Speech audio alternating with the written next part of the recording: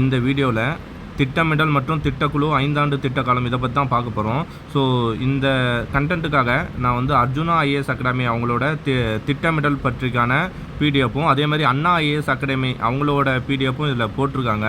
So அதை ரெண்டுத்தையும் நம்ம யூஸ் பண்ணிக்கிறோம் படிக்கிறதுக்காக. ஸோ இந்த பிடிஎஃப்கான கிரெடிட்ஸ் அவங்களுக்கு தான் சேரும். சரிங்களா? Welcome to new dentising.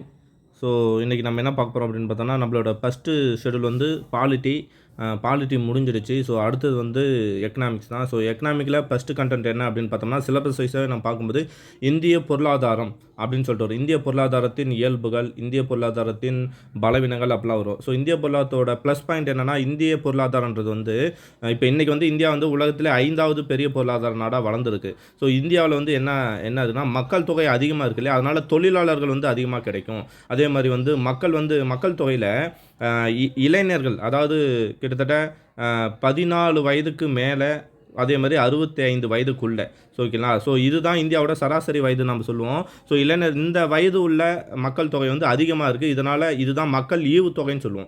So ஏன்னா இவங்க எல்லாமே உழைக்கக்கூடிய வர்க்கம். இந்த உழைக்கக்கூடிய வர்க்கம் அதிகமாக இருக்கிறதுனால நமக்கு என்ன கிடைக்குதுன்னா, நிறைய வருமானம் கிடைக்குது. ஸோ இது ஒரு ப்ளஸ் பாயிண்ட்டு. அது மாதிரி இந்தியாவில் வந்து புவியியல் காரணிகள், நிறைய மூலாதாரங்கள் கிடைக்குது, நிறைய வளங்கள் இருக்குது. ஸோ இதெல்லாமே ப்ளஸ் பாயிண்ட்டாக சொல்லுவோம். அதுவே மைனஸ் பாயிண்ட் என்ன அப்படின்னு சொன்னோம்னா, அதே மக்கள் தொகை தான். ஏன்னா ஏழ்மை வந்து அதிகமாக இருக்குது. ஸோ அது வந்து ஒரு மைனஸ் பாயிண்ட்டாக சொல்லுவோம். அதே மாதிரி வந்து இந்தியாவில் வந்து டெக்னாலஜி அந்த அளவுக்கு டெவலப் ஆகலை, அது ஒரு மைனஸ் பாயிண்டாக சொல்லுவோம். ஸோ இது மாதிரி பலங்கள் பலவீனங்களை பற்றி படிக்கிறது தான் இந்திய பொருளாதாரத்தின் இயல்புகள். ஸோ அந்த டாபிக் எடுத்து, ஸோ இன்னொரு மெயினான டாபிக் என்ன அப்படின்னு பார்த்தோம்னா, இந்திய பொருளாதாரத்தில் வந்து அது வளர்ச்சிக்கு முக்கிய அடித்தளமாக இருந்ததுன்னா இந்த திட்டமிடல், 5 ஆண்டு திட்டம், திட்டக்குழு, நிதி ஆயோக் தான். ஸோ இந்த திட்டக்குழு ஃபஸ்ட்டு எப்படி வந்தது, அது 5 ஆண்டு திட்டங்களை நிறைவேற்றுறது, அடுத்தது வந்து 5 ஆண்டு திட்டங்களுக்கு அடுத்து அந்த 5 ஆண்டு திட்டங்களை கேன்சல் பண்ணிட்டு, திட்டக்குழுவை கேன்சல் பண்ணிட்டு நிதி ஆயோக்னு ஒரு அமைப்பு எப்படி வந்தது, அது என்னவா இயங்கிட்டு இருக்கு. ஸோ இதுதான் இன்றைக்கி நம்ம பார்க்க போகிற கண்டென்ட். இதுதான் ஃபஸ்ட்டு சிலபஸ். ஓகேங்களா. ஸோ ஓகே, திட்டமிடலாம் ஃபஸ்ட்டு என்னன்னு தெரிஞ்சுங்க. ஸோ நான் காமனாக வந்து சொல்லிடுறேன். ஃபஸ்ட்டு இந்தியாவில் இருக்கிற துறைகளை பற்றி பார்த்துடலாம். ஓகேங்களா. ஸோ பார்க்கலாம். ஃபஸ்ட்டு இந்தியாவில் இருக்கிற துறைகள் வந்து 3 துறையாக நம்ம பிரிப்போம். பொதுத்துறை, தனியார் துறை. சரிங்களா. ஃபஸ்ட்டு பொதுத்துறைனா என்ன அர்த்தம், இப்போ வந்து பொதுத்துறைனா கவர்மெண்ட்டும் இருக்கும், பொதுத்துறை கவர்மெண்ட் எய்டடும் இருக்கும். அதாவது இப்போ வந்து 100% இருக்குன்னா, இந்த 100%த்தில் மினிமம் வந்து இப்போ மேக்ஸிமம் கவர்மெண்ட் ஒரு 51% இருக்குது, தனியார் துறை ஒரு 49% இருக்குன்னா, இதுதான் வந்து பொதுத்துறை. தனியார் துறையும் இருக்கும், பொதுத்துறையும் கவர்மெண்ட்டும் கலந்துருக்கும். சரிங்களா. ஸோ இதோட நோக்கம் என்னென்னா, கண்டிப்பாக என்ன இருக்கணும், சேவை நோக்கமாக தான் இருக்கணும். அதுவே வந்து தனியார் துறைக்கு என்னவாக இருக்கணும்னா, லாப நோக்கமாக இருக்கணும். சரிங்க. தனியார் துறைனா அவங்க சம்பாதிக்கிறத தான் பார்ப்பாங்க. சொத்துக்கள் அரசிடம் உள்ளது. சொன்னமா சொத்துக்கள் யார்கிட்ட இருக்கும், கவர்மெண்ட் கிட்ட இருக்கும். கூலி அரசால் வழங்கப்படும். ஸோ இதுதான் பொதுத்துறை. ஸோ தனியார் துறைனா தனியார் நபர்கள் தான் சொத்துக்களை வச்சுருப்பாங்க. தனியார் நபர் தான் என்ன கொடுப்பாங்க, ஊதியம் கொடுப்பாங்க. ஓகேங்களா. ஸோ இந்திய பொருளாதாரத்தின் 3 துறைகள் பிரிக்கும். ஃபஸ்ட்டு நம்ம இது வந்து தனியார் துறை, பொதுத்துறைனா என்னன்னு பார்த்துட்டோம். இந்தியா பொருளாதாரத்தை 3 துறைகளாக நம்ம பிரிக்கிறோம். சரிங்களா. அந்த 3 துறைகள் என்னென்ன அப்படின்னு பார்த்தா, முதன்மை துறை அல்லது விவசாயத்துறை. ஸோ என்றைக்குமே இந்தியாவில் அடிப்படை தொழில் எதுன்னு கேட்டோம்னா விவசாயம் தான். இந்தியாவில் கிட்டத்தட்ட 60% மக்கள் என்ன தொழில் மேற்கொள்கிறாங்கன்னா தொழில்துறை தான், இது விவசாயத்துறை தான். சரிங்களா. ஸோ ஓகே, விவசாயத்துறை தான் முதன்மை துறை நம்ம சொல்கிறோம். ஸோ விவசாயம்னா வெறும் வந்து பயிர் அது மட்டும் கிடையாது, கூட வந்து கால்நடை பண்ணை, அதாவது மாட்டு பண்ணை வைக்கிறது, பால் பண்ணை வைக்கிறது, மீன் பிடித்தல், சுரங்கம், காடுகள், சோளம், நிலக்கரி போன்ற மூலப்பொருட்கள் உற்பத்தியும் மேற்கொள்ளப்படுது. இது எல்லாமே விவசாயத்துறை முதன்மை துறையில் சேரும். ஓகேவா. ஸோ 2ஆம் நிலை தொழில்துறை அப்படின்னு பார்த்தோம்னா, இந்த நம்ம பார்ப்போம் இல்லையா, முதலாவது 5ஆம் திட்டம் எதுக்கு முக்கியத்துவம் கொடுத்தோம்னா விவசாயத்துறை தான் முக்கியம் கொடுத்துருக்கோம். 2ஆம் நிலைத்துறை, ஸோ செகண்ட். ஓகேங்களா. செகண்ட் எதுனா தொழில்துறை. ஸோ தொழில்துறை தான் இரும்பு, எஃகு தொழிற்சாலைகள். ஓகேங்களா. அது மாதிரி பேருந்து கட்டுமான தொழிற்சாலைன்னு சொல்கிறோம் இல்லையா. ஸோ இந்த மாதிரி தொழில்துறை வந்து எப்பவுமே என்ன, இது 2ஆம் நிலை தொழில்துறைகள் ஆகும்.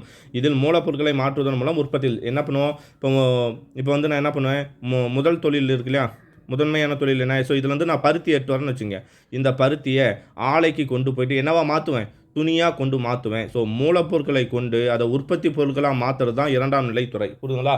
மூலப்பொருட்களை கொடுக்கறது முதன்மை துறை, அதை என்ன பண்ண உற்பத்தி பொருட்களாக மாற்றுறது தான் வந்து தொழில்துறை. சரிங்களா. ஓகே, இது சிம்பிளாக தான் இங்கே எக்ஸ்பிளைன் பண்ணுறேன், ஒன்றும் பெருசாக இல்லை. இந்த எக்ஸாம்பிள் கொடுத்துருக்காங்க, இரும்பு மற்றும் எஃகு தொழில், பருத்தி, ஜவுளி, சணல், சர்க்கரை, சிமெண்ட், இது எல்லாமே என்ன அர்த்தம், இதெல்லாம் மூலப்பொருட்கள் வந்து உற்பத்தியாக மாற்றி செஞ்சுருக்காங்க. ஸோ 3ஆம் நிலைத்துறை வந்து என்னென்னா சேவைத்துறை. ஓகேங்களா. 3ஆம் நிலைத்துறை என்னது, சேவைத்துறை. ஸோ சேவைத்துறைனா ஒன்றும் இல்லை, இப்போது நான் வந்து முதல் துறையில் வந்து மூலப்பொருட்கள் எடுத்துட்டேன். 2ஆவது துறையிலேருந்து இப்போ எடுத்துக்காட்டு இதில் வந்து பருத்தி வந்து மூலப்பொருட்களாக எடுக்கிறேன். இதில் வந்து என்ன பண்ணுறேன்னா துணி, அந்த மூலப்பொருளை 2ஆம் தொழில்துறையில் என்ன பண்ணிட்டேன், துணியாக மாற்றிட்டேன். இப்போது இந்த துணியை நான் யாருக்கு விற்கணும், மக்கள்கிட்ட போய் விற்கணும். ஸோ அப்போ மக்கள்கிட்ட விற்கிறதுக்கு நடுவில் ஒரு விளம்பரம் தேவைப்படும் இல்லையா? ஸோ இங்கிருந்து இங்கே போய் கொண்டு போய் கொடுக்கணும் இல்லையா? ஸோ அந்த சேவையை செய்யக்கூடியதாக சேவைத்துறை. போக்குவரத்தாக இருக்கட்டும், இல்லைனா விளம்பரமாக இருக்கட்டும், இல்லைனா அவங்களுக்கு வந்து தபாலாக இருக்கட்டும், வர்த்தகம் ஏதோ ஒன்று தொடர்பு கொள்வது, ஃபோன் போட்டு இந்த மாதிரி என்கிட்ட இருக்குது, இப்போ கால் பண்ணுறாங்க இல்லையா, உங்களுக்கு கிரெடிட் கார்டு வேணுமா, உங்களுக்கு வந்து ஆஃபர் வேணுமா, அந்த மாதிரி கேட்குறாங்க இல்லையா? ஸோ இது எல்லாமே சேர்ந்து தான் சேவைத்துறை. ஓகேங்களா? இந்தியாவில் அதிகமான வருவாயை கொடுக்கக்கூடியதுன்னா சேவைத்துறை தான். ஓகேங்களா? ஸோ 3ஆம் துறை தான், ஆனால் அதிக வருவாயை கொடுக்கக்கூடியது சேவைத்துறை தான். சரிங்களா? ஸோ இதுதான் கண்டென்ட்டு. ஓகேவா? ஸோ இங்கே பாருங்கள், 3ஆம் நிலைத்துறை சேவைத்துறை என்று அழைக்கப்படுது. அரசு, அறிவியல் ஆராய்ச்சி, போக்குவரத்து, தொடர்பு, வர்த்தகம், தபால் மற்றும் தந்தி, வங்கி, பேங்க் கூடமே இதில் தான் சேரும், சேவை தான். ஏன்னா அவங்க நமக்கு பணம் தராங்க இல்லையா? ஸோ கல்வி, பொழுதுபோக்கு, சுகாதாரம் மற்றும் தகவல் தொழில்நுட்பம் ரொம்ப ரொம்ப இம்பார்ட்டன்ட். தகவல் தொழில்நுட்பம் இது எல்லாமே இதில் தான் சேருது, சேவைத்துறையில் தான் சேருது. இதெல்லாம் இன்ட்ரோ. ஓகேங்களா? நான் ஃபஸ்ட்டு இந்தியாவில் இருக்கிற 3 துறைகளை பற்றி தெரிஞ்சுருந்தால் இந்த இன்ட்ரோ கொடுத்துருக்கோம். இந்த இன்ட்ரோ இருக்குது. சரிங்களா? ஸோ ஓகே, ஃபஸ்ட்டு திட்டமிடலாம் என்ன?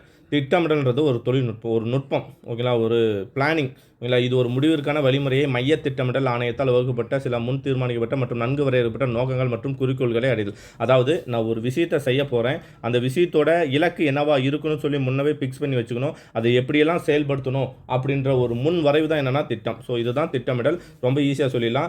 ஓகேங்களா? ஸோ இதோட நோக்கம் என்னவா இருக்குன்னா, சமூக, பொருளாதார, அரசியல் அல்லது இராணுவ நோக்கங்களே அடைவதாக இருக்கலாம். ஓகேங்களா? ஒரு மக்களுக்கு ஒரு திட்டத்தை கொண்டு போய் சேர்க்கறதா இருக்கலாம், ஒரு நல்ல விஷயத்தை கொண்டு போய் சேர்க்கிற திட்டமாக இருக்கலாம், இல்லை வந்து ஒரு இராணுவ போர் திட்டமாக இருக்கலாம், அரசியல் திட்டமாக இருக்கலாம். ஸோ இதுதான் திட்டமிடல். அதோட நோக்கம் இதுவாக தான் இருக்கும் அப்படின்றாங்க. இதுக்கு எப்பயுமே ஒரு இலக்குன்னு ஒன்று இருக்கும். இந்த திட்டமிடல்னா என்ன இருக்கும்? இலக்குன்னு ஒன்று இருக்கும். அந்த இலக்குக்கு ஒரு காலம் இருக்கும். சரிங்களா? இலக்குன்னு ஒன்று இருக்கும், அந்த இலக்குக்கு ஒரு காலம் இருக்கும். அந்த காலம் நீண்ட காலமாக இருக்கலாம், அப்படி இருந்தால் நீண்ட கால திட்டம், குறுகிய காலமாக இருந்தால் குறுகிய கால திட்டம், நடுத்தரமாக இருந்துச்சுன்னா நடுத்தர கால திட்டம். ஸோ ஓகே, இந்த திட்டமிடல் அப்போ யார் முதல்ல இந்த திட்டமிடல், திட்டக்குழு இல்லை திட்ட காலம், திட்டம் அப்படின்ற ஒன்று கொண்டு வந்தாங்க அப்படின்னு பார்த்தோம்னா, நம்ம சோவியத் ஒன்றியம். ஓகேங்களா? யார்? சோவியத் ஒன்றியம் 1928 முதல்முறையாக பொருளாதார திட்டத்தை ஏற்றுக்கொண்டது. ஸோ பொருளாதார திட்டமிடலை உலக அளவில் முதல் முறையாக அறிமுகப்படுத்திய நாடு எதுன்னு கேட்டால் சோவியத் ரஷ்யா. ஓகேங்களா? 1928. ஓகே, 1930களில் பெரும் மந்த நிலையின் போது பொருளாதார திட்டமிடல் பலப்படுத்தப்பட்டது. அதாவது 1930 வந்து அமெரிக்காவில் வந்து பொருளாதார மந்தம் ஏற்படும். அமெரிக்கா தான் உலகத்திலே வர்த்தகம் அதிகம் உள்ள நாடு எதுனா அமெரிக்கா தான். ஸோ அமெரிக்காவில் மந்தம் ஏற்படுறதுனால உலக அளவில் என்ன ஆயிடுச்சு? பொருளாதார மந்த நிலை ஏற்பட்டுருச்சு. இந்த உலக அளவு பொருளாதார மந்த நிலையில் ரஷ்யா வந்து மீண்டெழுந்து வந்தது. இதுக்கு காரணமாக இருந்தது என்னன்னா, அவங்க 1928 என்ன கொண்டு வந்துட்டாங்க? பொருளாதார திட்டமிடல். அப்போ அந்த 1930 தான் பொருளாதார திட்டமிடலோட நோக்கம் எல்லாருக்கும் தெரிய வந்துச்சு. ரஷ்யாவின் மூலமாக இதை பேஸ் பண்ணி ரஷ்யாவை பின்பற்றி நம்ம என்ன பண்ணுறோன்னா, திட்டக்குழு மார்ச் 15, 1950 உருவாக்கப்பட்டது. முதல்ல ஸோ ரஷ்யாவை ஃபாலோ பண்ணி நாமளும் என்ன பண்ணலாம்? ஒரு திட்ட காலங்களில் உருவாக்கலாம். அதுக்கு ஒரு திட்டக்குழு தேவை அப்படின்னு சொல்லி திட்ட ஆணையத்தை 1950 மார்ச் 15 உருவாக்கப்பட்டது. திட்ட சகாப்தம் ஏப்ரல் 1, 1951 தோணுது. அதாவது உருவாக்கப்பட்டது, அந்த திட்டக்குழு உருவாக்கப்பட்டு 1950. அதை நடைமுறைப்படுத்துகிறாங்க இல்லையா? அதை நடைமுறை எப்பயுமே எப்போ இருந்துன்னா, நம்ம சொல்லுவோம் நிதியாண்டு எப்போ? ஏப்ரல் 1 டு மார்ச் 31, அடுத்த வருஷம் மார்ச் 31. இதுதான். ஸோ இந்த மாதிரி பிளான் பண்ணி 1930 பண்ணிட்டோமா, மார்ச் 15, 1950. அது எப்போ நடைமுறை வருதுன்னா, ஏப்ரல் 1, 1951 முதல் 5ஆண்டு திட்டம் நடைமுறைக்கு வரும். சரிங்களா? ஸோ திட்டத்தை என்ன சொல்கிறோம், திட்டமிடலை வந்து இந்தியாவில் வந்து திட்டக்குழு அல்லது திட்டமிடலை உருவாக்கியது யாருன்னு கேட்டோம்னா ஜவஹர்லால் நேரு அவர்கள் தான். ஏன்னா அந்த டைம் அவர் தான் இருக்கார். 1947 டு 64 வரையும் அவர் தான் இருப்பார். ஸோ அதுதான். ஸோ ஜவஹர்லால் நேருவால் இந்தியாவில் 5ஆண்டு திட்டத்தை உருவாக்க திட்டக்குழு அமைக்கப்பட்டது. 5ஆண்டு திட்டத்தை உருவாக்குறதாக திட்டக்குழு உருவாக்கினவர் யாருன்னா ஜவஹர்லால் நேரு அவர்கள். இந்திய அரசு திட்டக்குழுவின் முதல் தலைவர் யார்? இந்திய அரசு திட்டக்குழுவின் முதல் தலைவர் யாருன்னா ஜவஹர்லால் நேரு. ஏன்னா அவர் தான் முதல்ல உருவாக்குனார். ஜவஹர்லால் நேரு நம் நாட்டில் திட்டமிடல் அறிமுகப்படுத்துவதற்கு காரணமாக இருந்தார். ஓகேங்களா? ஸோ அவரை பற்றி ரொம்ப இம்பார்ட்டன்ட் கொஸ்டின்ஸ். ஸோ இந்தியாவில் திட்டமிடலின் பரிணாமம். ஓகேங்களா? ஸோ எடுத்த உடனே நம்ம 1950 போயிட்டோம் இல்லையா? ஸோ அதுக்கு முன்னாடி திட்டமிடல் எப்படியெல்லாம் இருந்தது அப்படின்றத பார்க்கணும். எடுத்த உடனே 1950 போயிட்டோம். 1930 வந்து ரஷ்யா வந்து திட்டமிடலை பயன்படுத்தி மீண்டு வந்துச்சு இல்லையா? ஸோ அது எப்படியெல்லாம் மாறுது, இந்த 1930 டு 1950 எப்படியெல்லாம் வந்ததுன்னு தான் நம்ம பார்க்க போகிறோம். வேறு என்ன திட்டமிடலாம்? சர் எம் விஸ்வேஸ்வரையா இவர் வந்து ஒரு பிரபல பொறியாளர். இவரோட பிறந்த நாள் தான் செப்டம்பர் 15. ஓகேங்களா? இவர் ஒரு இன்ஜினியர். இவரோட பிறந்த நாள் செப்டம்பர் 15. இந்த செப்டம்பர் 15 தான் இன்ஜினியரிங் டே காலேஜ் படிக்கும்போது கொண்டாடுவாங்க. சிவில் இன்ஜினியர்ஸ் மோஸ்ட்லி கொண்டாடுவாங்க, ஏன்னா இவர் ஒரு சிவில் இன்ஜினியர் தான். ஸோ செப்டம்பர் 15 தான் என்னது விஸ்வேஸ்வரய்யாவோட பிறந்தநாள், அது இன்ஜினியரிங் டேன்னு கொண்டாடுவாங்க. ஸோ 1934 என்ன பண்ணுறேன்னா இந்தியாவில் பொருளாதார திட்டமிடலுக்கு அடித்தளம் இடுவதற்கான முதல் முயற்சி. ஸோ 1950 தான் ஜவஹர்லால் நேரு திட்டமிடலை கொண்டு வராரு. ஆனால் அதுக்கு பேஸ் அடிக்கல் நடுறவர் யாராக இருந்தார்னா நம்மளோட சார் விஸ்வேஸ்வரய்யா 1934. ஓகேங்களா. ஸோ கேள்வி இதுதான், இந்திய பொருளாதார திட்டமிடலுக்கு வந்து அடித்தளமிட்டவர் யாருன்னு கேட்டோம்னா சார் விஸ்வேஸ்வரய்யா. அவரது புத்தகம் இந்தியாவின் திட்டமிடப்பட்ட பொருளாதாரம். இவர் வந்து ஒரு புக் எழுதுறாரு, அந்த புக்கில் தான் அந்த அடித்தளம் இந்தியாவின் திட்டமிடப்பட்ட பொருளாதாரம் அப்படின்னு சொல்லி ஒரு புக் எழுதுறாரு. அதில் அந்த திட்டமிடலோட காலம் என்னன்னா 10 ஆண்டு திட்டம். சரிங்களா. ஒரு 10 ஆண்டு திட்டத்தை பற்றி ஒரு புக் எழுதுறாரு. அந்த புத்தகம் பேர் இந்தியாவின் திட்டமிடப்பட்ட பொருளாதாரம். அது எத்தனை வருஷ காலங்களை கொண்டது அந்த திட்டமிடல் கேட்டால் 10 ஆண்டு காலம். இதுதான் இந்திய திட்டமிடலின் பொருளாதாரத்துக்கு அடித்தளமாக இட்டது 1934. ஓகேவா. ஸோ அவ்வளோதான். இது பேர் தான் வந்து என்னென்னா விஸ்வேஸ்வரய்யாவோட திட்டமிடல். அடுத்தது பம்பாய் திட்டம் 1934 அடுத்து 1940 வரிசையாவது 1940 பம்பாய் திட்டம் அப்படின்னு சொல்லி சொல்கிறாங்க. பம்பாயின் 8 முன்னணி தொழிலதிபர், எத்தனை 8 முன்னணி தொழிலதிபர்கள் பம்பாய் திட்டத்தை முன்வைத்தனர். இது 15 வருட திட்டம். ஓகேங்களா. விஸ்வேஸ்வரய்யா 10 வருஷம். பம்பாய் திட்டமிடல் வந்து 1940 வருது. இது வந்து 40 வருதா, 40 வந்து எத்தனை பேர் கொண்டு வராங்கன்னா 8 முன்னணி தொழிலதிபர்கள். இது எத்தனை வருஷம் திட்டமிடல்னா 15 ஆண்டுகள் திட்டமிடல். ஓகே. நெக்ஸ்ட் அடுத்து வந்து எஸ்என் அகர்வால். ஓகேவா. ஸோ விவசாயம் மற்றும் கிராமப்புற பொருளாதாரத்தை மையமாக வைத்து, விவசாயம் மற்றும் கிராமம் நோட் பண்ண வேண்டும். கிராமப்புற பொருளாதாரம், கிராமம், இந்தியாவின் சுயராஜ்யம் கிராமத்தில் தான் வாழ்கிறது அப்படின்னு சொன்னது யாருன்னா பார்த்தா காந்தி. ஸோ அப்போ கிராமம் வந்தாலும் எங்கே யார் வந்தனோ காந்தி. ஸோ காந்தி திட்டம், காந்திய பொருளாதாரம் அல்லது காந்தி திட்டத்தை கொண்டு வந்தவர் யாருன்னா எஸ்என் அகர்வால். ஓகேங்களா. எஸ்என் அகர்வால், ஸ்ரீமன் அகர்வால்னு நினைக்கிறேன். ஓகேங்களா. எஸ்என் அகர்வாலுக்கு பேர் வந்து ஸ்ரீமன் அகர்வால் 1944. ஓகேவா. புரிஞ்சா. பம்பாய் திட்டம் 40, எஸ்என் அகர்வால் திட்டம் காந்தி திட்டம் சொல்லுவாங்க. இன்னொரு பேர் வந்து காந்தி திட்டம். ஓகேங்களா. 1944. நெக்ஸ்ட் வந்து எம்என் ராய். ஓகேவா. இவர் யார்? எம்என் ராய் ஆல்ரெடி நான் பார்த்துருப்போமா எங்கேயாவது ஞாபகம் வருதா பாருங்கள். எம்என் ராய். ஸோ இவர் தான் வந்து கம்யூனிஸ்டத்தோட இதாக இருப்பார் இல்லையா, அவர் தான். சரி. மக்கள் திட்டம். ஓகேங்களா. எம்என் ராய் கொண்டு வர்றார் 1945. அதை என்னவா நினைக்கிறோம் அப்படின்னா மக்கள் திட்டம் அப்படின்னு சொல்கிறோம். ஓகேங்களா. ஸோ அப்போது காந்தி பம்பாய் திட்டம் 40, காந்தி திட்டம் 1944, பம்பாய். அடுத்தது வந்து எம்என் ராயோட திட்டம் வந்து மக்கள் திட்டம் 1945. சரிங்களா. ஸோ மக்கள் திட்டம் வரைவு இது விவசாய உற்பத்தியை இயந்திரமயமாக்குதல் மற்றும் மாநிலத்தின் விநியோகத்தை மட்டுமே நோக்கின்றது. அதாவது மக்கள் திட்டம் விவசாய உற்பத்தி நம்ம செய்கிறோம் இல்லையா, அதை என்னவா மாற்றுது, இயந்திரமயமாக்கணும் அப்படின்றதான் நம்மளோட மக்கள் திட்டம் எம்என் ராய் கொண்டு வருது. மற்றும் மாநிலத்தின் விநியோகத்தை மட்டுமே, மாநிலத்தோட விநியோகம் அதை மட்டுமே நோக்கமாக கொண்டு இருக்கு. சரிங்களா. ஸோ இதுதான் எம்என் ராய் திட்டம் 1945 மக்கள் திட்டம் என்று அழைக்கப்படும். அடுத்து வந்து ஜேபி நாராயணன் 1950 வராது. ஜேபி நாராயணன் இவர் காந்திய திட்டத்தால் ஈர்க்கப்பட்டு, யார் காந்தி திட்டத்தை கொண்டு வந்தது, நம்மளோட இவர் பார்த்தீங்கன்னா எஸ்என் அகர்வால் கொண்டு வந்தார் இல்லையா, ஸ்ரீமன் அகர்வால். ஸோ அந்த காந்தி திட்டத்தால் ஈர்க்கப்பட்டு வினோபாபாவின் யோசனையுடன், யார் வினோபாபா, ஆச்சரிய வினோபாபான்னு சொல்லுவோமையா, முதல்ல தனிநபர் சத்தியாகிரத்தை 1940 தோற்றுவித்தாருன்னா ஆச்சரிய வினோபாபா தான். ஸோ அவரை ஃபாலோ பண்ணுறாரு. ஓகேவா. இருங்க சார் ஜூம் பண்ணிக்கலாம். ஓகே. ஆச்சரிய வினோபாவை கொண்டு வந்த யோசனையுடன், காந்தி திட்டத்தால் ஈர்க்கப்பட்டு ஆச்சரிய பாபாவின் யோசனையுடன் உருவாக்கப்பட்ட சர்வோதய திட்டம் என்று வாதிட்டார். ஓகேங்களா. அதாவது சர்வோதய திட்டத்தை கொண்டு வராரு. காந்தி திட்டத்தில் ஈர்க்கப்பட்டு ஆச்சரிய வினோபாவின் யோசனையுடன் உருவாக்கப்பட்ட சர்வோதயா திட்டம் என்று வாதிட்டார். ஸோ அதை பற்றி இவர் சொல்கிறாரு. இது விவசாயத்துக்கு மட்டும் முக்கியத்துவம் அளித்தது. ஆனால் திட்டத்தில் சிறு மற்றும் குடிசை தொழில்களை ஊக்குவிக்கிறது. ஓகேங்களா. குடிசை தொழில் சின்ன தொழிலை மட்டும் ஊக்குவிக்குது. காந்தி திட்டத்தால் ஈர்க்கப்பட்டு ஆச்சரிய வினோபாவை கொண்டு வந்த சர்வோதய திட்டத்தை இவர் என்ன பண்ணுறாரு, வாதிடுறாரு. இதுதான் பெஸ்ட்டு அப்படின்னு சொல்கிறாரு. ஜேபி நாராயணன் 1950. ஓகேவா. நெக்ஸ்ட்டு அவ்வளோதான். ஓகே. இது வந்து காமனாக வந்து இப்போ திட்டமிடலை பற்றி நம்ம பார்த்துட்டோம். சரிங்களா. ஸோ இது புக்கில் இருக்கிற டேட்டா தான். இதுவே இன்னொரு பிடிஎஃப்ல இருக்குது. சரிங்களா. ஸோ அதையும் கொஞ்சம் பார்த்தோன்னா அதில் எக்ஸ்ட்ரா இருந்துச்சா நமக்கு யூஸ் ஆகும். ஓகேவா. ஓகே. வெயிட். ஓகே. அடுத்து வந்து ஸோ இன்னொரு பிடிஎஃப்ல நம்ம பார்க்கலாம். ஓகேங்களா. ஸோ இந்திய பொருளாதாரம் அதே தான். ஓகேங்களா. அதே கண்டென்ட் தான் நம்ம பார்க்க போகிறோம். ஸோ கொஞ்சம் எக்ஸ்ட்ரா டேட்டா இருக்கும், இல்லைனா பார்த்ததே ரிவிஷன் பண்ணுற மாதிரி இருக்கும். ஓகேங்களா? ஸோ 2-3 வாட்டி படித்தா தான் இருக்கும். ஸோ திட்டமிடுதலை உலகிற்கு அறிமுகப்படுத்திய நாடு நாம் பார்த்துட்டோம். ரஷ்யா பார்த்தோம் 1928. கரெக்டாக 1930 வந்து என்ன வரும்னா இந்த உலக பொருளாதார மந்தம் ஏற்படும். அதிலிருந்து ரஷ்யா வெளிவந்தது காரணம் இந்த 1928 போடப்பட்ட பொருளாதார திட்டமிடல் தான். ஓகேவா? ஸோ அதை பார்த்துட்டோம். ஓகே, திட்டமிடலை இந்தியாவில் அறிமுகப்படுத்திய ஜவஹர்லால் நேரு 1950 பார்த்துட்டோம். ஓகேவே. ஸோ அவர் ஒரு ஸ்டேட்மெண்ட் சொல்கிறாரு. என்ன ஸ்டேட்மெண்ட்னா, இந்தியாவின் வறுமையை போக்க திட்டமிடுதல் தவிர வேறு வழி இல்லை அப்படின்னு சொன்னது யாருன்னா ஜவஹர்லால் நேரு அவர்கள் தான். ஓகேவா? ஸோ அதை ஞாபகம் வச்சுக்கணும். ஓகே, ஸோ இந்தியாவின் வறுமையை போக்க திட்டமிடலை தவிர வேறு வழி இல்லை அப்படின்னு சொன்னவர் ஏன்னா ஜவஹர்லால் நேரு. அதே மாதிரி சுபாஷ் சந்திர போஸ். ஓகேங்களா? ஸோ அதே மாதிரி வந்து சுபாஷ் சந்திர போஸ் வந்து நமக்கு சுபாஷ் சந்திர போஸ் அவர்கள் வந்து என்ன சொல்கிறாங்கன்னா ஒரு கூற்று சொல்கிறாரு. சுபாஷ் சந்திர போஸ் என்னன்னா, திட்டமிட்ட பொருளாதார முன்னேற்றத்திற்கு அடித்தளமிட்டவர். பொருளாதார முன்னேற்றம் நல்லா கவனிக்கணும். திட்டமிடுதலை இந்தியாவில் அறிமுகப்படுத்தியவர் யாருன்னு கேட்டோம்னா ஜவஹர்லால் நேரு. ஆனால் அதுக்கு திட்டமிடுதலுக்கு அடித்தளமிட்டவர் யாருன்னு கேட்டோம்னா விஸ்வேஸ்வரய்யா.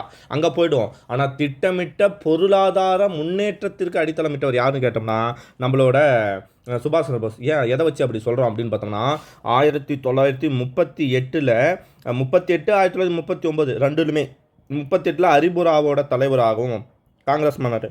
அதே மாதிரி திரிபுராவில் 39 திரிபுரியா வரும். ஸோ அதில் வந்து யாருன்னா நம்ம சுபாஷ் சந்திர போஸ். ரெண்டுத்துலையுமே சுபாஷ் சந்திர போஸ் தான் தேர்ந்தெடுக்கப்படுவார் ஐஎன்சியோட தலைவராக. 1939 வந்து பட்டாபி சீதாராமையா வந்து காந்தியோட வாக்காளராக அவர் நிற்பார்.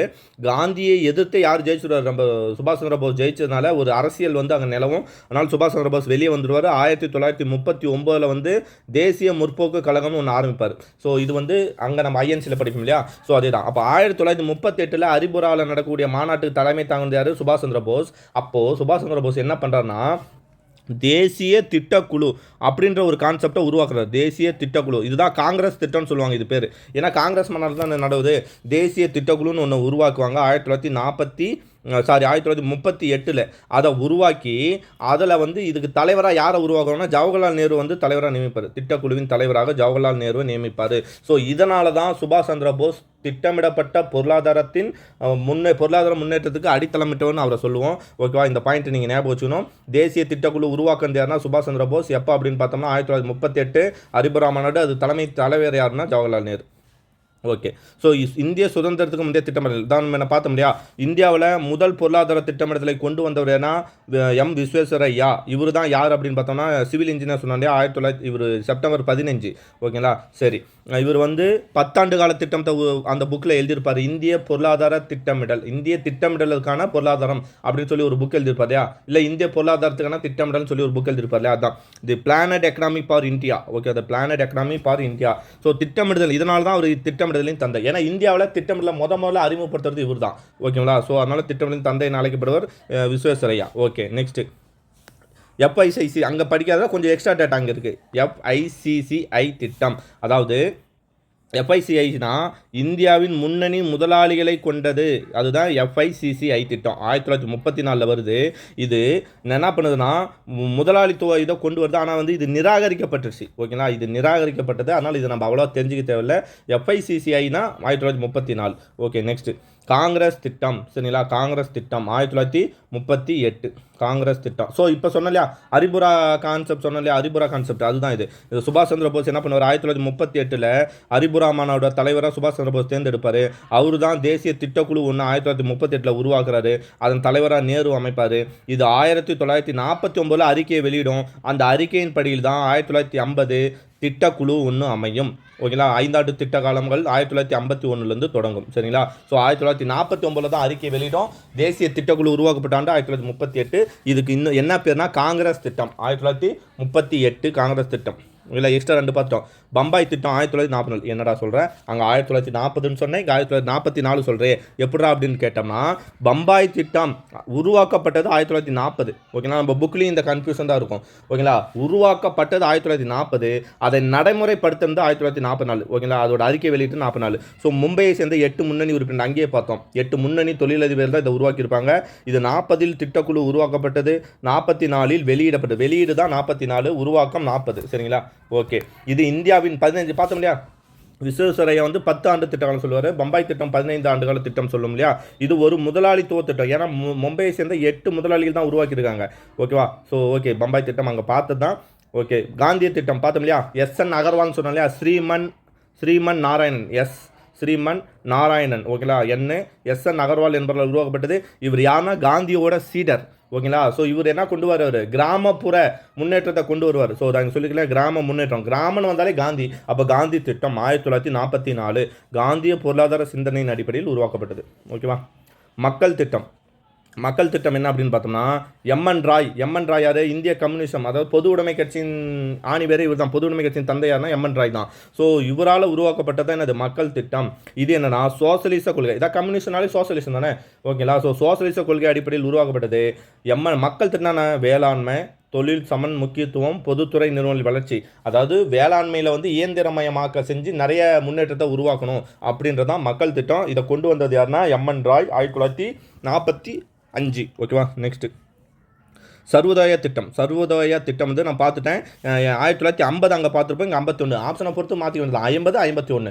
ஆச்சரிய வினோபாபாவை கொண்டு வந்திருப்பார். அதை வந்து இவர் வந்து என்ன பண்ணியிருப்பார், இதை பண்ணலாம், இது நல்லா இருக்குது அப்படின்னுவார். ஓகேங்களா. காந்தியும் ப்ளஸ் வந்து ஆச்சரிய வினோபாபாவை ரெண்டு பேராலும் ஈர்க்கப்பட்டவர் தான் இந்த ஜெயபிரகாஷ் நாராயணன், ஜேபி நாராயணன் சொல்லுவாங்க. ஜே பிரகாஷ், ஓகேங்களா. ஜேபி நாராயணன் அடிப்படையில் வருவது வேளாண்மை, சிறு குறு. காந்தின்னு வந்தாலும் சிறு குறு தொழில் வளர்ச்சி வந்துடும் இல்லையா. ஸோ கிராம மேம்பாடு திட்டத்தின் நோக்கம் வேளாண்மை, குறு சிறு தொழில் ப்ளஸ் வந்து கிராம மேம்பாடு, இதோட நோக்கங்கள் அவ்வளோதான். ஓகேவா. சர்வோதய திட்டம். ஓகே, 50 அல்லது 51. திட்டமிடுதலின் பொருள். திட்டமிடலாம் என்ன சொல்லிட்டேன், முன்னே சொல்லிட்டேன். திட்டமிடுதல்னா ஒன்றும் இல்லை, ஒரு இலக்கை அடையணும், ஓகேங்களா. ஒரு இலக்கை அடையணும், அதை மக்கள்கிட்ட கொண்டு போய் சேர்க்கணும். அதுக்கு ஒரு இலக்கை ஃபிக்ஸ் பண்ணணும். அந்த இலக்கம் வந்து எத்தனை ஆண்டுகள்ன்றதை இது பண்ணணும், எந்த வழிமுறையில் அதை கொண்டு போய் சேர்க்கணும். இதுதான் திட்டமிடல், ஓகேங்களா. ஸோ இதெல்லாம் நம்ம ஒன்றும் பிரச்சனை இல்லை. திட்டமிடல் இலக்கணம் மட்டும் பார்த்துக்கலாம், ஓகேங்களா. ஸோ பொருளாதார திட்டமிடல் என்பது தனியார் உற்பத்தி மற்றும் விநியோக நடவடிக்கைகளை கூட்டாக கட்டுப்படுத்துவது அல்லது ஒடுக்குவது. ஒன்றும் இல்லை. இப்போது திட்டமிடலாம் தனியார் நபர் வந்து என்ன பண்ணுறாங்கன்னா, ஒரு பொருளை விநியோகித்து அவங்களே உற்பத்தி செஞ்சு அவங்களே விநியோகிச்சா கொள்ளை லாபம் அடிக்கிறாங்க. ஸோ லாபம் யாருக்கு போகுது, தனியார் துறை தான் போகும். மக்கள் ஏழ்மை தான் இருக்காங்க. ஸோ நம்மளோட ஏழ்மை என்ன, வளங்கள் சமமாக போகணும், ஒரு நபருக்கு மட்டும் போகிறத தடுக்கணும். அதுதான் திட்டமிடல். ஸோ அப்போ என்ன பண்ணுதுன்னா, இதை ஒடுக்கணும். தனியார் மட்டுமே முற்றுரிமை பெற்றாலே அதை ஒடுக்கணும். அதுதான் திட்டமிடல் அப்படின்னு சொன்னது ராபின்ஸ், சரிங்களா. ஸோ பொருளாதார திட்டமிடல் என்பது தேர்ந்தெடுக்கப்பட்ட இலக்குகளை நம்ம என்ன பண்ணோம், எப்பயுமே திட்டமிடலாம் ஒரு இலக்கு இருக்கணும். அந்த இலக்கை அடைவதற்கு பொறுப்பில் உள்ளவர்கள், அதாவது யார், தலைவர்கள், செயலாளர்கள், இவங்கெல்லாம் என்ன பண்ணால் நிதானமாக சிந்திச்சு யோசிச்சு, ஓகேங்களா. இப்போ நான் ஒரு ஃப்ரிட்ஜ் கட்ட போகிறேன்னா அந்த ஃப்ரிட்ஜ் வந்து எப்படி இருக்கணும், ஒரு மேம்பாலம் கட்டப்போனால் அந்த மேம்பாலம் எப்படி இருக்கணும், அதோட வடிவம் என்ன, அது எத்தனை வருஷம் கட்டணும், அது எந்த மாதிரி மெட்டீரியல் யூஸ் பண்ணி கட்டணும்னு சொல்லி பொதுவாக யோசித்து சிந்தித்து சரியாக செயல்படுத்துகிற வழிமுறைகள் தான் பொருளாதார திட்டமிடல் அப்படின்னு சொல்கிறது யாருன்னா டால்டன், சரிங்களா. ஸோ தனியார் பண்ணுறான் இல்லையா, தனியாரை ஒடுக்கணும்னு சொன்னால் ராபின்ஸு, யோசித்து சிந்திச்சு அதோட வழிமுறைகளை சொல்லணும் அப்படின்னு சொன்னோம்னா டால்டன், ஓகேவா. ஸோ 2 மட்டும் எடுத்துக்கலாம். ஓகே, அதுக்கடுத்து வந்து திட்டமிடலின் வகைகள். ஸோ இது ஒன்றும் அவ்வளோ இதாக இல்லை. மக்களாட்சி நான் பேசிக்காக நான் படித்ததை வச்சு சொல்கிறேன். மக்களாட்சி திட்டமிடலாம் ஒன்றும் இல்லை. இதில் வந்து அரசு, அப்புறம் வந்து தனியார் துறை ப்ளஸ் மக்கள், இவங்க 3 பேருமே சேர்ந்து ஒரு திட்டத்தை நடைமுறைப்படுத்துறதோ கொண்டு வரதோ அதுதான் மக்களாட்சி திட்டமிடல், ஓகேங்களா. Democratic planning. இது எங்கே இருக்குன்னா முதலாளித்துவ நாடுகளில், அதாவது அமெரிக்காவில் இந்த மாதிரி தான் இருக்குது. முதலாளித்துவம்னா அமெரிக்கா, பொது உடைமைத்துவம்னா ரஷ்யா, ஓகேங்களா. ஸோ இந்தியா வந்து கலப்பு பொருளாதாரம், ஞாபகம் வச்சுக்கணும். சர்வதிகார திட்டம்னா அரசு என்ன சொல்லுதோ, முன்ன மக்கள் பங்கேற்றாங்களா, இல்லை மக்கள் பங்கேற்க மாட்டாங்க. அரசாங்கம் என்ன சொல்லுதோ அது அந்த அரசாங்கம் என்ன சொல்லுதோ அதை மட்டும்தான் செய்ய முடியும். ஸோ இதுதான் சர்வதிகார திட்டமிடல். எடுத்துக்காட்டு வந்து நம்மளோட ரஷ்யா சொல்லலாம், இல்லை ரஷ்யா கிடையாது, இந்த இது சொல்லணும், ஹிட்லர், ஜெர்மனி, அதெல்லாம் நம்ம சொல்கிறோம் இல்லையா, அதெல்லாம் இதில் தான் வரும்.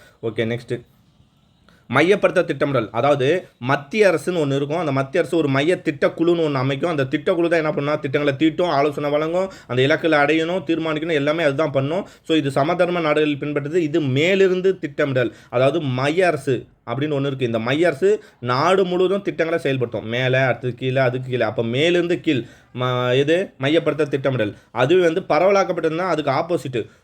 இங்கே வந்து மைய அரசு இருக்காது, லோக்கல் அரசு, அதாவது உள்ளாட்சி அரசாங்கம். கீழிருந்து மேலே, அதாவது உள்ளாட்சி, மாநிலம், அதுக்கடுத்து மத்திய அரசு, இப்படி செயல்படுத்தலாம். இது பேர் பரவலாக்கப்பட்ட திட்டமிடல். அதிகாரம் கீழிருந்து திட்டமிடுதல் எனப்படும், இது பேர், சரிங்களா. ஸோ உள்ளூர் அமைப்புகள் தான் திட்டங்களை கொண்டு வரும். ஓகே, நெக்ஸ்ட்டு இது முதலாளித்துவ நாடுகளில் பின்பற்றுவது. இது அமெரிக்கா. வழிகாட்டு திட்டமிடல் ஒன்றும் இல்லை, கவர்மெண்ட் வந்து திட்டங்களை வழங்கி வழிகாட்டும். அதை வந்து அதுதான் வழிகாட்டு திட்டமிடல், ஒன்றும் பெருசாக இல்லை. தூண்டும் திட்டமிடல்னா என்ன பண்ணால் அரசாங்கம் தனியார் துறைகளையும் ப்ளஸ் வந்து பல்வேறு நிதித்துறைகளையும் ப்ளஸ் மக்களையும் கூப்பிட்டு இந்த மாதிரி என்ன பண்ணோம், நாங்கள் வந்து உங்களுக்கு ஹெல்ப் பண்ணுறோம், நீங்கள் திட்டங்களை வந்து என்ன பண்ணுங்கள் செய்யுங்க அப்படின்னு சொல்லி மானியம் பண உதவி கொடுத்து மக்களையே இல்லை தனியார் துறையே செய்ய வைக்கிற திட்டத்துக்கு பேர் தான் தூண்டும் திட்டம். இப்போ வந்து எடுத்துக்காட்டு நான் சொல்லணும்னா இப்போ வந்து விவசாய மக்கள் வந்து என்னன்னா அவங்களோட நிலம் வந்து தரிசாக இருக்குது, அதனால் அவங்க வந்து என்ன பண்ணல விவசாயம் பண்ணலை. ஸோ கவர்மெண்ட் என்ன விவசாயத்தை செய்ய சொல்லி தூண்டுது. எப்படி மக்கள்கிட்ட வந்து தரிசு நிலத்தை நாங்கள் என்ன பண்ணி தரோம், உனக்கு தரிசு நிலத்தை ஏர் ஓட்டி தண்ணீர் வசதி ஏற்படுத்தி தரோம், சொட்டு நீர் பாசனம் அமைச்சு தரோம், நீ என்ன பண்ணு இலக்கு இது மட்டும் பண்ணு, ஓகே இது விவசாயம் மட்டும் பண்ணிவிட்டு இப்போ 100% சொட்டு நீர் பாசனம் அமைக்க 100 ரூபாய் தேவைப்படுதுன்னா நாங்கள் 75 ரூபாய் தரேன், நீ 25 ரூபாய் போட்டுக்கோ அப்படின்னு பண உதவியை கொடுத்து மானியங்களை கொடுத்து தூண்டுது. அது பேர் தான் தூண்டும் திட்டம், ரொம்ப இம்பார்ட்டன்ட். சரிங்களா, இந்தியாவில் இது இருக்குது. சுட்டிக்காட்டும் திட்டம். சுட்டிக்காட்டும் திட்டமிடல்னா அதாவது என்ன பண்ணுதுன்னா திட்டக்குழு வந்து இலக்குகளை அடையும் வழிமுறைகளை ஓகே இப்படியெல்லாம் என்ன பண்ணலாம், இலக்கை என்னென்ன அடையிறதுக்கு வழிமுறைகள்னு சொல்லிட்டு அந்த வழிமுறைகளை தனியார் நிறுவனத்தையும் தொழிற்சங்க தலைவர்கள்ட்டையும் நுகர்வோர்கள்ட்டையும் போயிட்டு கலந்து ஆலோசித்து ஓகேங்களா இந்த மாதிரி திட்டங்கள் இருக்குது, இது நல்ல திட்டம், இது சூப்பரான திட்டம், இதை கொண்டு வரலாம் அப்படின்னு சொல்லி தனியார் துறையோ இல்லை தனியார் நிதி நிறுவனங்களோ இல்லை மக்கள்கிட்டயோ நுகர்வோர்கிட்டயோ சுட்டி காட்டுது. இந்த திட்டத்தை செயல்படுத்த உனக்கு லாபம் கிடைக்கும் அப்படின்னு கவர்மெண்ட் சுட்டி காட்டுறதுக்கு இப்போ தான் சுட்டி காட்டும் திட்டம். இது கலப்பு பொருளாதார நாடுகளுக்கு பொருத்தமானது. கலப்பு பொருளாதாரம் இந்தியாவுக்கு பொருத்தமானது. ஸோ இந்தியாவில் 8வது 5ஆண்டு திட்டம் எதை பேஸ் பண்ணி வந்துருக்குன்னா அந்த சுட்டிக்காட்டு திட்டத்தை பேஸ் பண்ணி வந்திருக்கும். சரிங்களா, ஸோ ரொம்ப இம்பார்ட்டன்ட். சுட்டிக்காட்டு திட்டம் 8வது 5ஆண்டு இதை பேஸ் பண்ணி தான் வந்திருக்கும். ஓகேவா, ஸோ இதுக்கு இன்னொரு பேர், அதாவது பிரான்ஸில் இதுக்கு என்ன பேருனா மோனட் திட்டம். ஓகேங்களா, மோனட் பிளான் அப்படின்னு சொல்லி பேர். 1947 to 1950 வரையும் இதை பிரான்ஸ் வந்து நடைமுறைப்படுத்திருக்கோம் மோனட் திட்டம் பிரான்ஸில். ஓகே, அடுத்தது வந்து கட்டாயமான திட்டம் இல்லை, அதாவது கண்டிப்பாக என்ன பண்ணும் அரசாங்கம் இந்த திட்டத்தை கொண்டு வந்தால் எந்த ஒரு எதிர்ப்பும் தெரிவிக்க முடியாது. இப்போ இந்தியாவில் நான் வந்து மீத்தேன் திட்டத்தை கொண்டு வரேன் கவர்மெண்ட் அப்படின்னா இதை வந்து மக்கள் எதிர்ப்பாங்க, ஏன்னா இங்கே வீடுகள் இருக்குது மக்கள் இருக்காங்க அப்படின்னு சொல்லி எதிர்ப்பாங்க. ஓகேவா, அதுவே வந்து நான் இப்போ சீனாவில் கொண்டு வரேன், சீனாவிலே ரஷ்யாவில் கொண்டு வரேன், மக்கள் அதை எதிர்க்கவே முடியாது. ஏன்னா இது பேர் தான் வந்து கட்டாயமான திட்டமிடல். ஓகேங்களா, சீனாவும் ரஷ்யாவும் இந்த திட்டமிடலை கொண்டு வரும். ஓகே, குறுகிய கால திட்டமிடல், அதாவது 3ஆக பிரிக்கிறேன், ஆண்டு காலத்தை வச்சு மூணாக பிரிக்கிறேன். 1 வருஷத்துக்குள்ளே செஞ்சு முடித்தா ஒரு திட்டமிடல் 1 வருஷத்துக்குள்ளே இலக்கு அடைகிற மாதிரி ஓராண்டு காலம் இருந்ததுன்னா அது பேர் குறுகிய கால திட்டமிடல். இதுக்கு வேறு என்ன பேருனா கட்டுப்படுத்தும் திட்டம் அல்லது ஆண்டு திட்டம் எனவும் அழைக்கப்படும். கட்டுப்படுத்தும் திட்டம் அல்லது ஆண்டு திட்டம். சரிங்களா, குறுகிய கால திட்டம். அது வந்து நடுத்தர திட்டம். மொத்தம் 3ஆக பிரிக்கிறேன். ஒன்று குறுகிய காலம், அடுத்தது நடுத்தரம், அடுத்தது நீண்ட காலம். குறுகிய காலம்னா ஓராண்டு. சரிங்களா, நீண்ட காலம்னா 10 to 30 ஆண்டுகள்.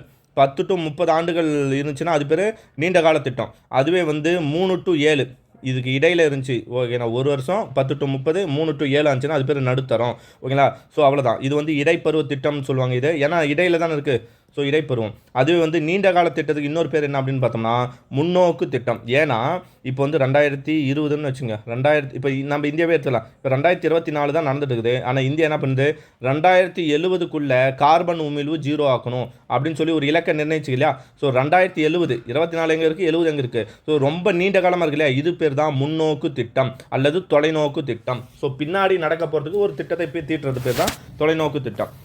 அது வந்து நிதி திட்டமிடல், அதாவது வந்து ஒரு திட்டத்துக்கு பணத்தை மட்டும் ஒதுக்கிறது பேர் நிதி திட்டமிடல். சரிங்களா, ஸோ இது மாதிரி இதெல்லாம் சும்மா இதெல்லாம் ஒன்றும் இல்லை. ஓகேவா, சுழல் திட்டமிடல் இம்பார்ட்டன் மட்டும் நான் சொல்கிறேன். கொஸ்டின் எது வருமோ அதை மட்டும் நான் பாயிண்ட் பண்ணுறேன். சுழல் திட்டமிடல் அப்படின்னு பார்த்தோம்னா நம்ம என்ன பண்ணுவோம், இப்போ முதல் 5ஆம் திட்டம் 1951 to 56ன்னு பார்த்தோம். ஸோ இலக்கு என்னவாக இருக்கும், 5 வருஷத்தில் இந்த 56 முடியும் போது நமக்கு இலக்கு வந்து ஒரு 3.1 தொற்றுக்கணும் அப்படின்னு நம்ம சொல்கிறோம் இல்லையா. இது 5ஆண்டு திட்டத்துக்கான இலக்கு. ஆனால் சுழல் திட்டமிடுதுன்னா 1951லேருந்து 52க்கு ஒரு இலக்கு இருக்கும், 52லேருந்து 53க்கு ஒரு இலக்கு இருக்கும், 53லேருந்து 54க்கு ஒரு இலக்கு. அதாவது வருஷத்துக்கு வருஷம் இலக்கு மாறும். அது பேர் தான் சுழல் திட்டமிடுதல். ஓகேவா, ரொம்ப இதுதான், நீங்கள் படித்து பார்த்தாலே அதுதான் வரும். Japan, Poland. ஸோ சுழல் திட்டமிடுதல் எங்கே வரும், ஜப்பான், போலாந்து. நம்மளோட இந்தியாவில் 1978 to 1980 இங்கே வந்து சுழல் திட்டமிடுதல் அவர் பேர் என்ன, மொராஜி தேசாய் அவர்கள் வந்து நடைமுறைப்படுத்தியிருப்பார். ஓகேவா, 1978 to 80. சரிங்களா, ஸோ ஞாபகம் வச்சுக்கணும். இது பேர் வந்து சுழல் திட்டமிடுதல். ஸோ அவ்வளோதான். ஓகேங்களா, ஸோ எது முடிச்சுன்னா திட்டமிடல் முடிச்சு.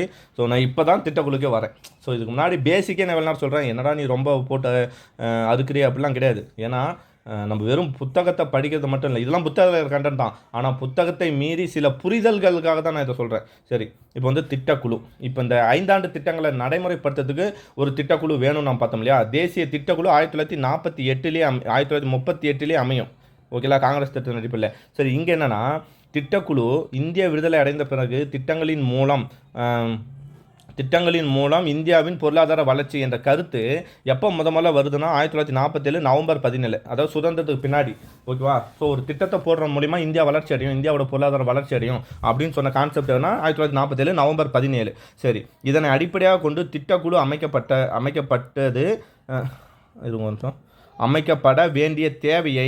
ஸோ திட்டக்குழுன்னு வேணும், திட்டக்குழு தேசிய திட்டக்குழு போட்டோம் 1948. ஆனால் சுதந்திரத்துக்கு பின்னாடி திட்டக்குழு ஒன்று வேணும் 5ஆம் திட்டத்தில் நிறைவேற்ற அப்படின்னு சொல்கிறது எப்போ வந்து அவங்களுக்கு தோணுச்சுன்னா 1948 அவங்களுக்கு அடிப்படையில் திட்டக்குழு உருவாச்சு. ஸோ இந்த யோசனை எப்போ வந்துச்சு 1948 வந்துச்சு, திட்டக்குழுன்னு ஒன்று அமையணும் அப்படின்ற யோசனை. சரிங்களா. சரி, ஸோ இதன் அடிப்படையில் திட்டக்குழுவோட இயல்புகள். ஸோ இதான் திட்டக்குழு வந்து நமக்கு அமைஞ்சிருச்சு 1950 வந்து மார்ச் 15 பார்த்தோம் இல்லையா.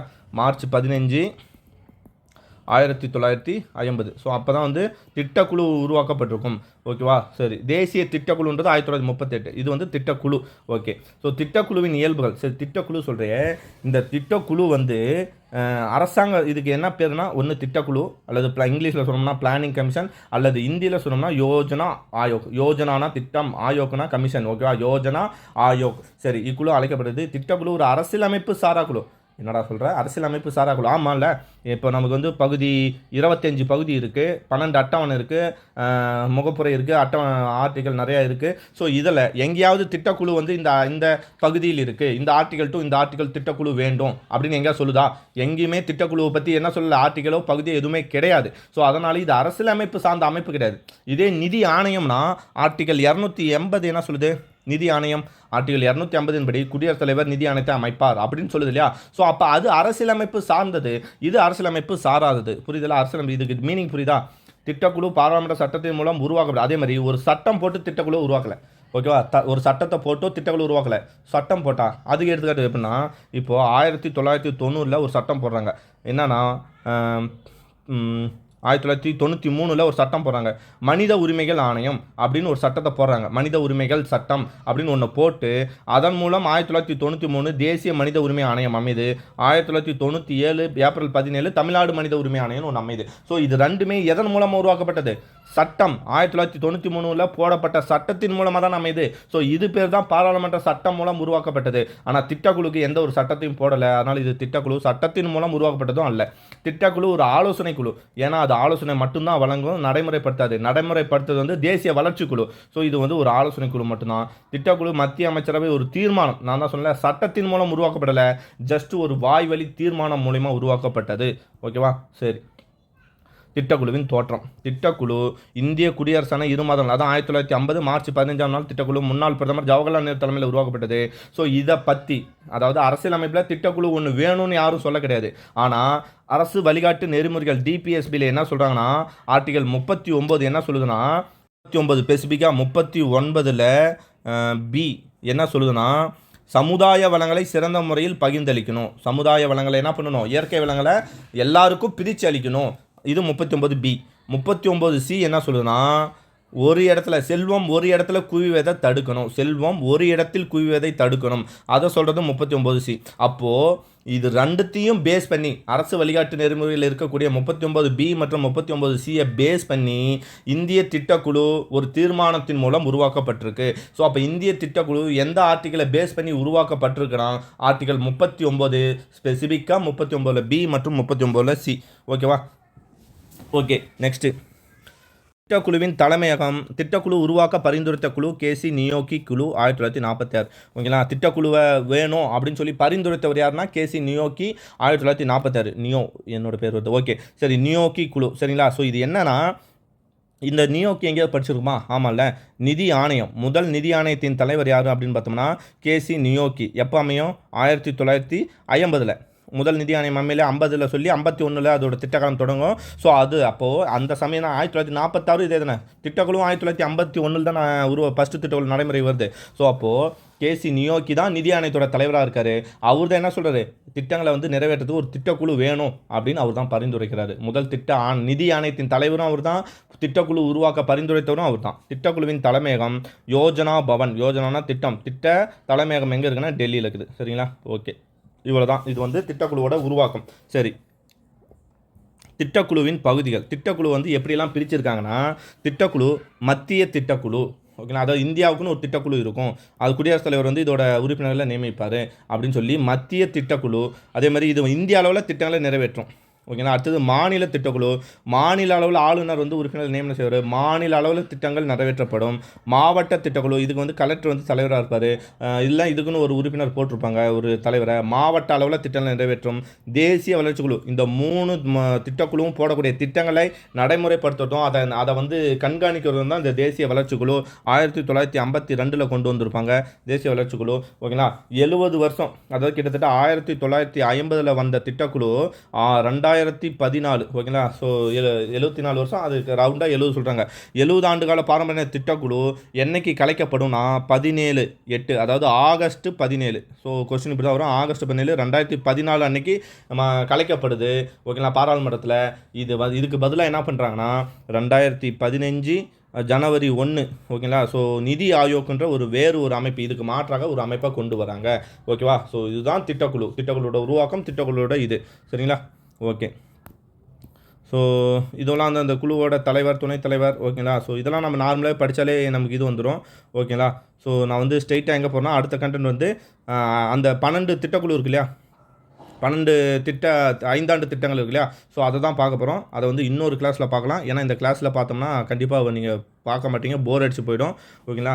ஸோ பார்ட் 2ல் வந்து 5ஆண்டு திட்டங்களை பார்க்கலாம். இப்போ நம்ம வந்து திட்டக்குழுவும் திட்டக்குழுவோட பேசிக் என்ன, திட்டக்குழு எப்படி வந்துச்சு, அதை தான் நம்ம பார்த்துருக்கோம். அடுத்த கிளாஸில் வந்து திட்டக்குழு 12 5ஆண்டு திட்டக்குழுவை பற்றி தான் நம்ம அதை பார்க்க போகிறோம். ப்ளஸ் நிதி ஆயோகம் அதில் பார்த்துடலாம். ஓகேவா. Thank you bye neo. சரிங்களா. ஸோ பாலிட்டி இது மேலே அப்படியே எக்கனாமிக்ஸ் அப்படியே முடிஞ்ச அளவு கண்டினியூ பண்ணுறேன். முக்கியமான டாபிக் மட்டும் கிளாஸ் எடுக்கிறேன். ஓகேவா. டெஸ்ட் பேட்ச் வந்து இப்போ போயிட்டுருக்கு. இப்போ பாலிட்டி முடிஞ்சு எக்கனாமிக்ஸ் போயிட்டுருக்கு. ஓகேங்களா. ஸோ எக்கனாமிக்ஸ், பாலிட்டி இதுக்கெல்லாம் நான் வீடியோட லிங்க்லாம் கீழே கொடுக்குறேன், வேணுன்றவங்க யூஸ் பண்ணிங்க. இல்லை நியோ டிஎன்பிசி அப்படின்னு நீங்கள் சர்ச் பண்ணாலே டெலிகிராம்லேயும் வந்துடும், யூடியூப்லேயும் வந்துடும், நீங்கள் யூஸ் பண்ணிக்கலாம். ஓகேங்களா. ஓகே, தேங்க்யூ பை நியோ. பாய்.